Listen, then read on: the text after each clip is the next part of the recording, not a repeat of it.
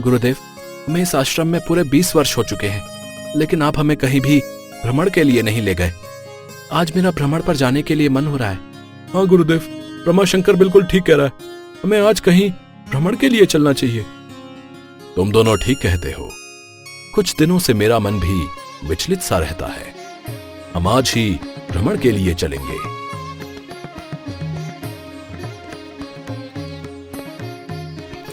और फिर वो तीनों अपनी अपनी झोली लेकर भ्रमण के लिए निकल पड़ते हैं।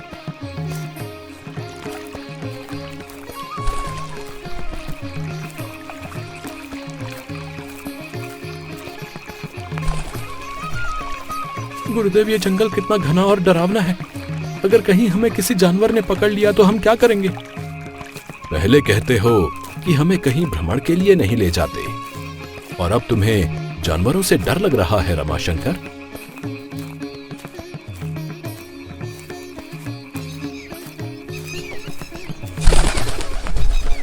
कुछ दूर चलने के बाद हरिशंकर शिवचरण दास से कहता है, गुरुदेव, मुझे तो बहुत तेज प्यास लग रही है। मेरा गला प्यास के मारे सिकुड़ता जा रहा है। कुछ करिए गुरुदेव। प्यास तो मुझे भी लग रही है, लेकिन इस जंगल में हमें पानी कहां से मिलेगा? और हम तो पानी साथ लेकर भी नहीं आए। हमें और आगे चलकर देखना चाहिए। हो सकता है हमें नदी या तालाब दिख जाए। कुछ दूर चलने के बाद शिवचरण दास को एक नारियल का पेड़ दिखाई देता है और वो उन दोनों से कहते हैं, वो देखो, उस पेड़ पर कितने बड़े बड़े नारियल हैं। नारियल का पानी पीकर हम हमारी प्यास बुझा सकते हैं। लेकिन गुरुदेव, हम उन नारियलों को तोड़ेंगे कैसे? ये तो बहुत ही ऊंचाई पर लगे और मुझे तो पेड़ पर चढ़ना भी नहीं आता। अरे तुम चिंता क्यों करते हो रमाशंकर? पेड़ पर चढ़ना तो मेरे बाएं हाथ का खेल है। मैं अभी नारियलों को तोड़ कर लाता हूँ। और फिर हरिशंकर उस पेड़ पर चढ़ जाता है और नारियलों को जमीन पर गिराने लगता है। और तभी एक नारियल नीचे खड़े रमाशंकर के सिर पर गिर जाता है। हाय राम, मेरी तो खोपड़ी ही फूट गई। अरे रे हरिशंकर, जरा देखकर तो नीचे नारियल फेंको। क्या तुम्हें इतना बड़ा इंसान नहीं दिख रहा? माफ करना रमाशंकर, मैंने ये जानबूझकर नहीं किया। अब दोबारा ऐसा नहीं होगा। जैसे ही हरिशंकर नारियलों को तोड़ता है कि तभी शिवचरण दास हरिशंकर से कहता है, बस करो हरिशंकर, अब नीचे उतर आओ। हमारे लिए इतने नारियल काफी हैं। फिर जैसे ही हरिशंकर नीचे की ओर देखता है तो उसके पैरों तले जमीन खिसक जाती है। अरे बाप रे, ये पेड़ कितना ऊंचा है। अगर मैं इससे नीचे गिरा तो मेरी तो हड्डी पसली एक हो जाएगी। अरे हरिशंकर, जल्दी नीचे आओ, हमें और भी आगे जाना है। गुरुदेव, मेरी तो कमर ही टूट गई। बहुत तेज दर्द हो रहा है, मुझसे तो उठा भी नहीं जा रहा। अरे कोई मुझे उठाओ। अरे हरिशंकर, कोई बात नहीं, पेड़ से नीचे गिरना तो आम बात है। लो, तुम ये नारियल पानी पी लो, इससे तुम्हें अच्छा महसूस होगा।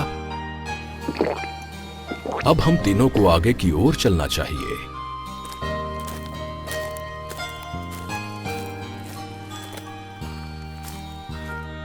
थोड़ी दूर चलने के बाद उन तीनों को एक नगरी दिखाई देती है कि तभी रमाशंकर शिवचरण दास से कहता है, गुरुदेव, ये नगरी कितनी बड़ी और सुंदर है।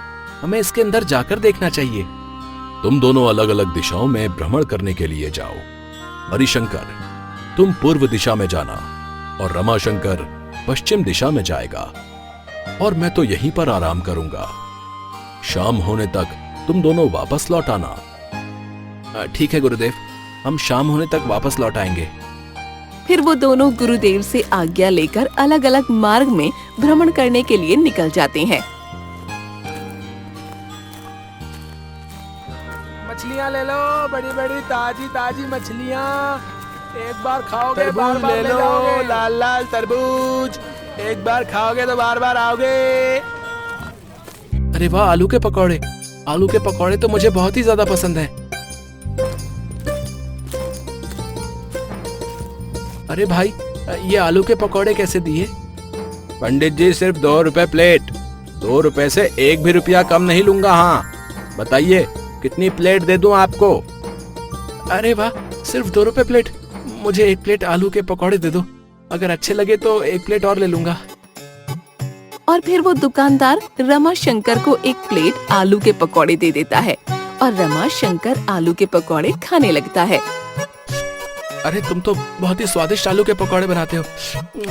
मुझे एक प्लेट आलू के पकौड़े और दे दो। दुकानदार रमाशंकर को एक प्लेट और आलू के पकौड़े देता है और वो उसको भी चट कर जाता है। भाई कितने रुपए हो गए इन आलू के पकौड़ों के? एक प्लेट के 2 रुपए, तो 2 प्लेट के भी 2 ही रुपए हुए ना। पंडित जी आपके पूरे 2 रुपए हो गए। लगता है ये दुकानदार अनपढ़ है। 2 प्लेट के 4 रुपए हुए, लेकिन ये 2 रुपए बता रहा है। खैर मुझे इससे क्या, मेरा तो इसमें फायदा ही है। और फिर रमाशंकर उस व्यक्ति को 2 रुपए देकर वहाँ से आगे बढ़ जाता है। वहीं दूसरी ओर हरिशंकर के पीछे एक कुत्ता पड़ जाता है। अरे ये कुत्ता मेरे पीछे कैसे पड़ गया? अरे कोई मुझे इस कुत्ते से बचाओ, नहीं तो ये मुझे काट लेगा।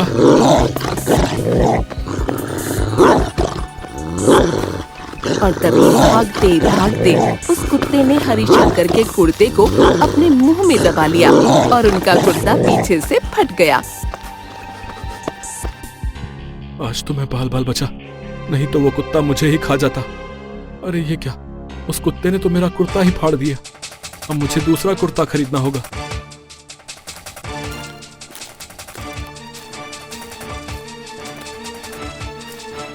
थोड़ी दूर जाने के बाद हरिशंकर को एक कपड़े की दुकान दिखाई देती है और वो उस दुकान के अंदर चला जाता है।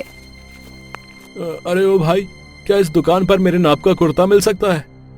उस दुकान के मालिक को थोड़ा कम सुनाई देता था और तभी वो दुकानदार हरिशंकर से कहता है, अरे नहीं नहीं पंडित जी, यहाँ कुत्ता नहीं मिलता, यहाँ सिर्फ कपड़े मिलते हैं।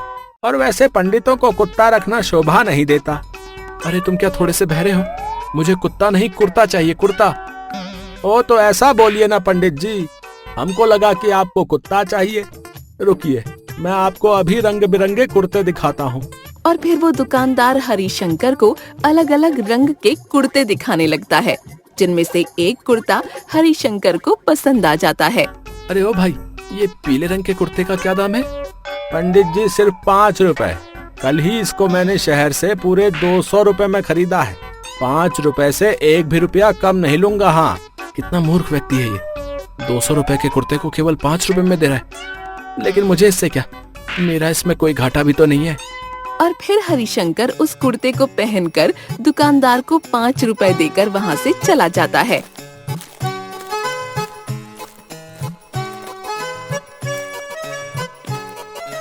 लगता है इस नगरी के सभी लोग मूर्ख और अनपढ़ हैं।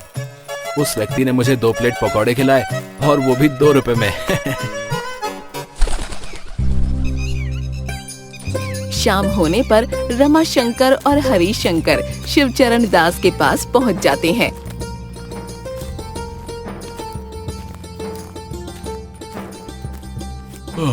तो आ गए तुम दोनों, और बताओ कैसी लगी ये नगरी? गुरुदेव, इस नगरी के लोग बहुत ही मूर्ख और अनपढ़ हैं। जब मैं एक दुकान पर कुर्ता लेने गया तो उस व्यक्ति ने मुझे 200 का कुर्ता 5 रुपए में ही दे दिया। हाँ गुरुदेव, और जब मैं एक दुकान पर पकौड़े खाने के लिए गया तो उस व्यक्ति ने मुझे केवल 2 रुपए में 2 प्लेट पकौड़े खिला दिए। भाई, मुझे तो ये नगरी बहुत ही अजीब दिखाई पड़ती है। हमें अब यहाँ से चलना चाहिए। हाँ गुरुदेव, आप ठीक कह रहे हैं। हमारा यहाँ रुकना उचित नहीं है। हमें अब यहाँ से चलना चाहिए। गुरुदेव, मुझे ना ये नगरी बहुत ही अच्छी लगी। मैं तो अब इसी नगरी में रहूंगा। आप दोनों को जाना है तो आप अकेले ही जाइए। ये तुम कैसी बातें कर रहे हो रमाशंकर? इस नगरी में रुकना हमारे लिए बिल्कुल भी उचित नहीं है। मेरी बात मानो और हमारे साथ आश्रम चलो। शिवचरण दास के लाख बार मनाने पर भी रमाशंकर उनकी एक नहीं सुनता और फिर वो दोनों रमाशंकर को वहीं पर छोड़कर अपने आश्रम चले जाते हैं।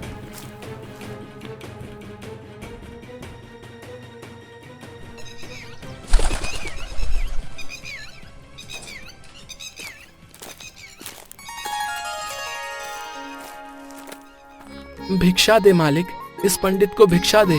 भगवान तुम्हारे घर में हमेशा सुख समृद्धि बनाए रखे। अरे पंडित जी, आप कौन हैं? मैंने तो आपको पहले यहाँ कभी नहीं देखा।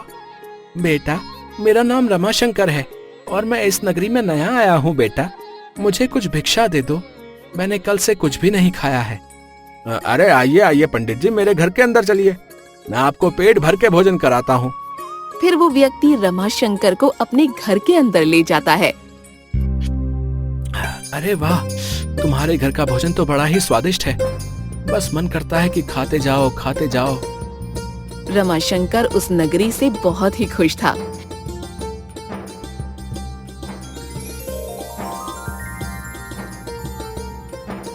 वहीं दूसरी ओर उस नगरी में मानसिंह नाम का एक मंदबुद्धि राजा रहता था, जो बहुत ही अकड़ू और अनपढ़ था। महाराज, कल मैंने एक व्यक्ति से 20,000 रुपए में एक गाय खरीदी थी, लेकिन वो आज बिना किसी वजह के मर गई। मेरे साथ अन्याय हुआ है महाराज, मुझे इंसाफ चाहिए। अरे ये तो तुम्हारे साथ अन्याय हुआ है। उस व्यक्ति को बुलाया जाए जिसने इस व्यक्ति को गाय बेची थी। हम उसको कारावास में डाल देंगे। और कुछ देर में वो व्यक्ति राजा के सामने हाजिर हो जाता है। तुमने इस व्यक्ति को कैसी गाय दी है जो आज बिना किसी कारणवश मर गई?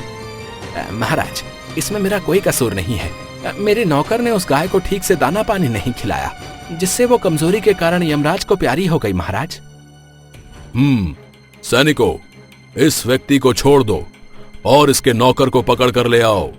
हम आज ही उसको सजा देंगे। और तभी राजा के दरबार में उस नौकर को बुलाया जाता है।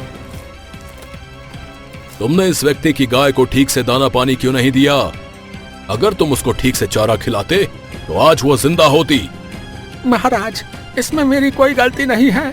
जब मैं गाय के लिए चारा लेने जा रहा था, तभी मुझे रास्ते में एक पंडित जी ने रोक लिया और उनसे बातें करने के चक्कर में मैं गाय के लिए चारा लाना भूल गया। ये सब उस पंडित के कारण हुआ है। अगर वो पंडित तुम्हें नहीं रोकता तो गाय आज जीवित होती।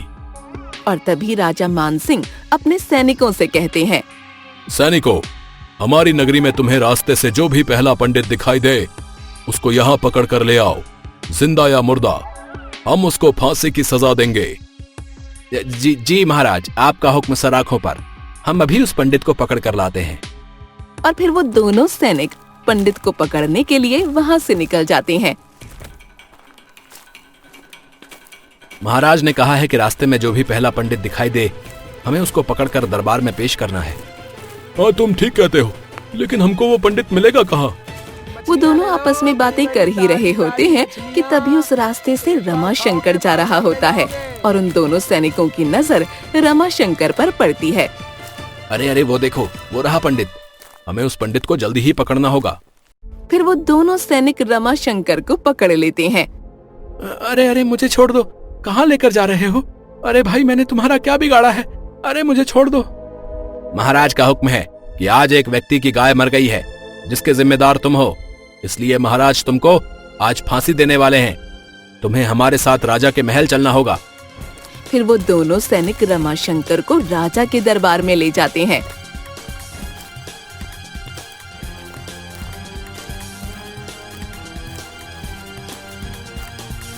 महाराज, मैंने आपका क्या बिगाड़ा है जो आप मुझे बंदी बनाकर यहाँ ले आए? हमारी नगरी में आज एक गाय मर गई है और हमारा मानना यह है कि तुम उसके जिम्मेदार हो और आज तुमको फांसी की सजा दी जाएगी। अरे ये मैं कहाँ फंस गया? अगर मैंने उस समय गुरुदेव की बात मान ली होती तो मुझे ये दिन देखना नहीं पड़ता। कुछ देर बाद रमाशंकर को फांसी के स्थान पर ले जाया जाता है।